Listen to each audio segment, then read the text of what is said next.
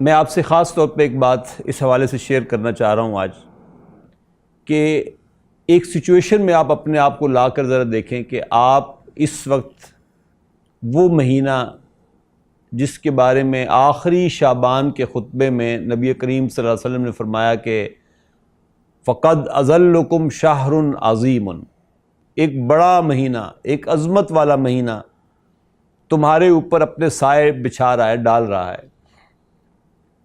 گویا کہ وہ مہینہ اب آ گیا اور آپ روزے کی حالت میں ہیں، 11-12 بجے کا ٹائم ہے، آپ صبح بیٹھے ہوئے ہیں اور آپ کا کوئی دوست آتا ہے آپ کے پاس اور وہ آپ کے سامنے بڑی مزیدار کھجور، انگور، کوئی انار، کوئی پھل، کوئی کھانے کی ایسی چیز جو آپ کو بڑی مرغوب ہے، اس کو معلوم ہے کیونکہ آپ کا دوست ہے، وہ آپ کے سامنے آ کے پیش کرتا ہے، کہتا ہے جناب منصور صاحب کھائیں نا۔ آپ کا رویہ کیا ہوگا؟ آپ کو پہلے اس کی ذہنی حالت پہ شک ہونے لگے گا کہ یہ عجیب آدمی، اس کو معلوم بھی ہے کہ رمضان شروع ہو چکا ہے، میں روزے کے ساتھ ہوں، خود اس نے بھی روزہ رکھا ہوگا اور یہ مجھے جوس لے کر آ گیا میرے پاس پیش کرنے کے لیے، جناب یہ پئیں۔ اور اگر آپ کو یہ اندازہ ہو جائے کہ نہیں، اس کی ذہنی حالت تو بالکل صحیح ہے، ہی ریئلی مینز اٹ، یہ واقعی پورے شعور کے ساتھ، ہوش و حواس کے ساتھ میرے سامنے یہ کھانے کی چیز اور پینے کی چیز لے کر آیا کہ جناب پئیں آپ اس کو، اب آپ کو اس پر غصہ بھی آئے گا، ایک خاص غضب کی کیفیت سے آپ گزریں گے کہ پاگل ہے یہ، اس حال میں بھلا کوئی کھاتا پیتا ہے۔ گویا روزے کا یہ تصور بالکل ڈے ون سے چھوٹے سے بچے کو بھی یہ اندازہ ہے کہ روزہ جب انسان رکھ لیتا ہے، سحری کر کے جب اس نے ایک دفعہ بند کر دیا روزہ، اب افطار سے پہلے وہ کچھ کھا پی نہیں سکتا۔ اب ایک اور سچویشن میں آپ اپنے آپ کو ڈالیں کہ بس افطار کا ٹائم ہے، آپ بیٹھے ہوئے دسترخوان پہ روزہ کھولنے کے لیے اور آپ کی انتہائی مرغوب غذا آپ کے سامنے لگی ہوئی ہے، جو ہی بس ابھی سائرن ہوگا، اذان کی آواز آئے گی، آپ کو معلوم ہو جائے گا کسی سگنل سے کہ افطار ہو گیا ہے، تو آپ سب سے پہلے اس کو ہاتھ ڈالیں گے اور جو ہی آپ ہاتھ ڈالنے لگے تو کسی نے آپ سے کہا کہ ہاں کیا کر رہے ہو، یہ گوشت جو تم اٹھانے لگے ہو بوٹی تمہیں پتہ کس چیز کی ہے؟ تو آپ کا ہاتھ فوراً رک جائے گا، آپ اس سے پوچھیں گے کہ کس چیز کی یہ گوشت، یہ گوشت کس چیز کا ہے؟ تو آپ اسے کہتے ہیں کہ یہ گوشت ہے تو بکری ہی کا، لیکن میں نے دیکھا تھا اس نے کوئی تکبیر شکبیر نہیں پڑی تھی، حلال نہیں کیا تھا اسے، اس کو بکری حرام کی ہے جس کا گوشت تمہیں کھلایا جا رہا ہے بھون کر۔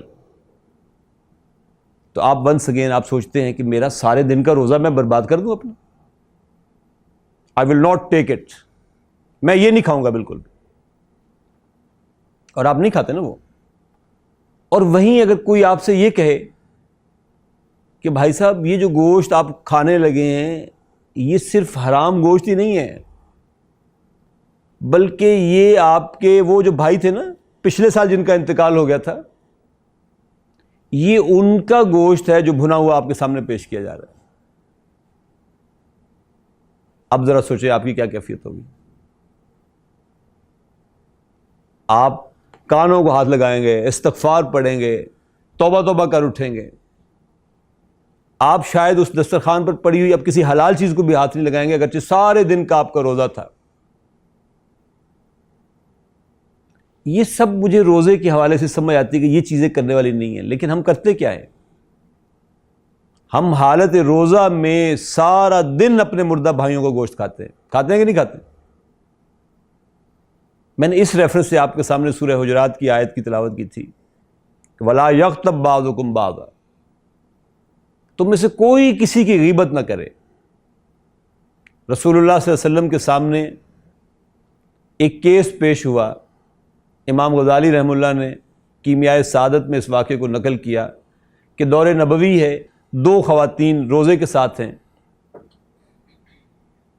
دوپہر ہوئی، شدید پیاس لگی ان کو، اس پیاس کی حالت میں ان کی حالت غیر ہو گئی، مرنے کو پھر رہی تھی۔ رسول اللہ صلی اللہ علیہ وسلم کے پاس سوال دے کر بھیجوایا گیا کہ یا رسول اللہ کیا ان کو اجازت ہے کہ یہ اپنا روزہ کھول لیں، کیونکہ ادروائز دے ول ڈائی، مر جائیں گی یہ. تو رسول اللہ صلی اللہ علیہ وسلم نے ان کے پاس ایک پیالہ بھجوایا، ایک کہ یہ پیالہ لے جاؤ اور ان سے کہو دونوں سے کہ کہہ کر کے اس میں بھیجیں. اللہ حضور کے لیے تو کر سکتا تھا نا، اللہ تعالیٰ اگر میرے لیے اور آپ کے لیے بھی یہ سچویشن کر دے تو پھر ذرا تصور کریں کیا ہوگا ہمارے لیے. جب ان دونوں خواتین نے وامٹ کر کے اس پیالے میں بھجوایا تو ان دونوں میں انسانی گوشت کے لتھڑے تھے.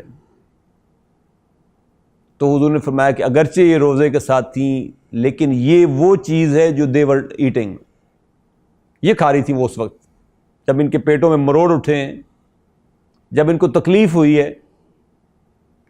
تو اس تکلیف کا باعث کیا چیز بنی؟ روزہ نہیں بنا، کیونکہ حالت روزہ میں یہ اپنے مردہ بھائیوں کا گوشت کھا رہے تھے، اس لیے ان کے ساتھ یہ ہوا ہے. لہذا اگر یہ اس آیت کا ترجمہ ذرا ایک دفعہ پھر دیکھ لیں، فرمایا کہ وَلَا يَغْتَبْ بَعْضُكُمْ بَعْضًا، تم میں سے کوئی کسی دوسرے کی غیبت نہ کرے. أَيُحِبُّ أَحَدُكُمْ، کیا تم میں سے کوئی چاہے گا یہ کہ أَن يَأْكُلَ لَحْمَ أَخِيهِ مَيْتًا، کہ وہ اپنے مردہ بھائی کا گوشت کھائے. ظاہر اگر اس کو یہ سچویشن دیکھنی پڑ جائے تو فَكَرِهْتُمُوهُ، تو یہ سچویشن تمہیں اچھی نہیں لگے گی. You will not like it، تمہیں پسند نہیں آئے گا، یہ تم انتہائی ناپسند کرو گے اس بات کو کہ تمہیں اپنے مردہ بھائی کا گوشت کھانا پڑے. لہذا کرو کیا؟ اذا صمت، یہ حدیث میں نے آپ کو سن، اذا صمت، جب تم روزہ رکھنے لگو تو وہ روزہ تمہارے صرف سٹامک کا روزہ نہیں ہونا چاہیے. فَلْيَصُمْ سَمْعَكَ، وہ روزہ پھر تمہارے کانوں کا بھی روزہ ہونا چاہیے. تم نے سارا دن سنا کیا؟ روزہ رکھ کر اگر تم اپنے موبائلوں پر اس پر لیپ ٹاپ سے بیٹھ کے موسیقیاں سنتے رہے، فلمیں دیکھتے رہے، گانے سنتے رہے، تو کیا کان کا روزہ ہو گئے؟ وَبَصَرَكَ، سارا دن تم نے دیکھا کیا؟ کون کون سا غیر محرم چہرہ تھا جس پر تمہاری نگاہیں جمی رہیں سارا دن؟ وَيَدَكَ، تمہارے ہاتھ کون سی کمائی کے لیے اٹھتے تھے؟ اور اسی طرح وَكُلَّ عُضْوٍ مِّنْكَ، اپنے ہر عضو کا تم حساب لگا لو کہ تمہارا یہ عضو کیا کر رہا تھا. کیا یہ روزے کے ساتھ تھا؟ معلوم ہو شام کو کہ آنکھ سارا دن بے حیائی کے نظارے دیکھتی رہی، کان سارا دن بے حیائی کی گفتگویں سنتے رہی، پاؤں اور ہاتھ سارا دن نافرمانی میں اٹھتے رہے، تو معلوم ہوا کہ سوائے بھوک کے، سوائے پیاس کے، شام کو مجھے اور کچھ حاصل نہیں ہوا.